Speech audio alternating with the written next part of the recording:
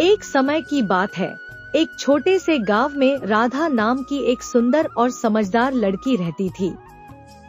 उसका दिल इतना कोमल था कि हर कोई उसे पसंद करता था। गांव का हर व्यक्ति उसकी ईमानदारी और दया की तारीफ करता था। राधा का जीवन सरल था, लेकिन उसकी आंखों में हमेशा एक सपने की चमक रहती थी, सच्चे प्यार की तलाश।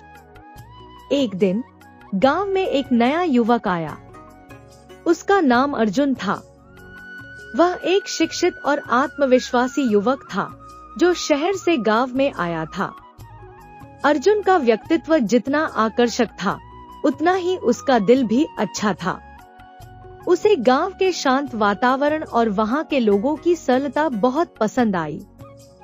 राधा और अर्जुन की मुलाकात गांव के मंदिर में हुई।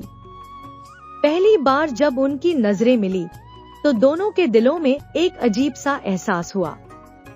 यह कोई साधारण मुलाकात नहीं थी, बल्कि यह तो प्रेम की शुरुआत थी। समय के साथ उनकी मुलाकातें बढ़ने लगी। दोनों एक दूसरे से बातें करते, अपने सपनों और जीवन के बारे में साझा करते।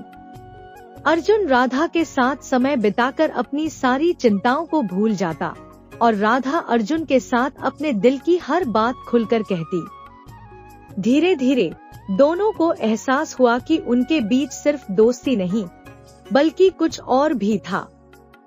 यह सच्चा प्रेम था जो उनके दिलों में धीरे धीरे पनप रहा था।